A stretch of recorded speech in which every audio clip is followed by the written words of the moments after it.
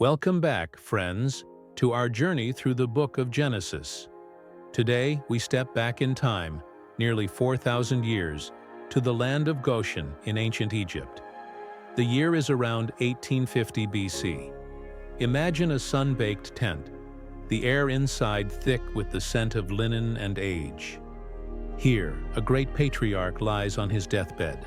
Jacob, now 147 years old, has lived a long and tumultuous life. His skin is weathered by the suns of both Canaan and Egypt, his once mighty frame now frail.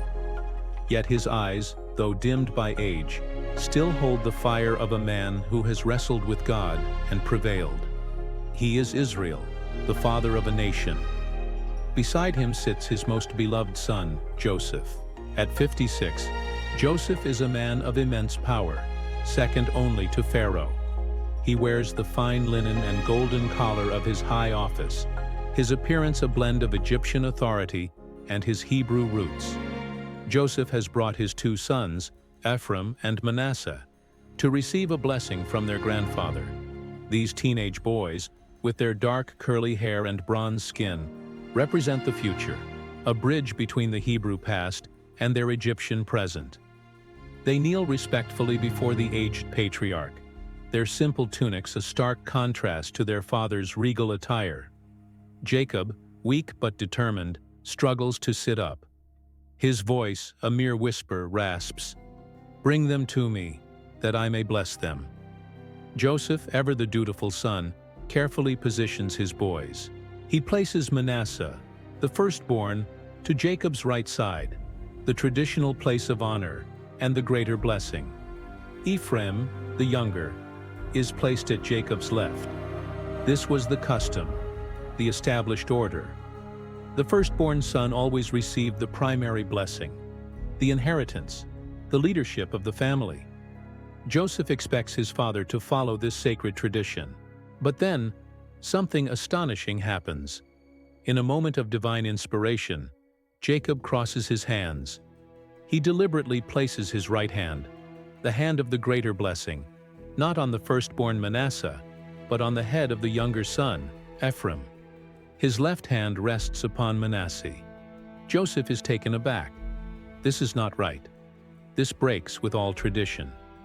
He gently tries to correct his father, thinking the old man's failing eyesight has confused him. "Not so, my father," he says, his voice filled with concern. "For this one is the firstborn. Put your right hand on his head." Jacob, however, is not mistaken. A knowing smile touches his lips. His physical eyes may be dim, but his spiritual vision is crystal clear. He speaks with a certainty that silences all protest. "I know, my son, I know." He reassures Joseph that Manasseh will also become a great people, but his younger brother will be even greater. Ephraim's descendants, he prophesies, will become a multitude of nations. In this one profound act, God, through Jacob, upends human expectation. He shows that his choices are not bound by our traditions or birth order. He chooses whom he will choose. Tears well up in Joseph's eyes as he understands. He is witnessing the divine pattern of his own family's history play out once more. Just as Isaac was chosen over Ishmael, and Jacob himself was chosen over his older brother Esau, now Ephraim is chosen over Manasseh. It is a powerful lesson in God's sovereignty and grace. The blessing isn't earned by being first. It is given by a God who sees the heart and knows the future he has planned. Then Jacob's voice grows stronger, filled with the Spirit of God. He establishes a new blessing for all future generations of Israel.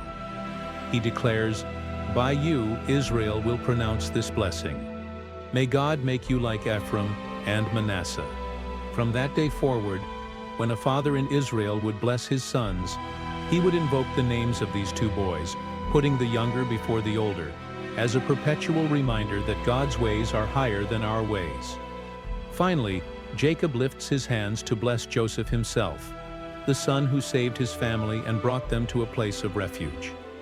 He calls upon the God of his fathers, Abraham and Isaac, the God who had been his own shepherd his entire life. the angel who had redeemed him from all evil, to bless Joseph and his descendants. It is a beautiful, heartfelt prayer, a passing of the spiritual torch from one generation to the next. In this quiet tent, we see the legacy of faith being transferred, a promise that will echo through millennia and shape the destiny of millions. Thank you for joining this journey through Genesis 48. What a powerful reminder that God's plans often defy our expectations. May the God of Abraham, Isaac, and Jacob bless you and your family today. Stay in the Word, keep reading your Bible daily, and I'll see you in the next chapter. Shalom and God bless.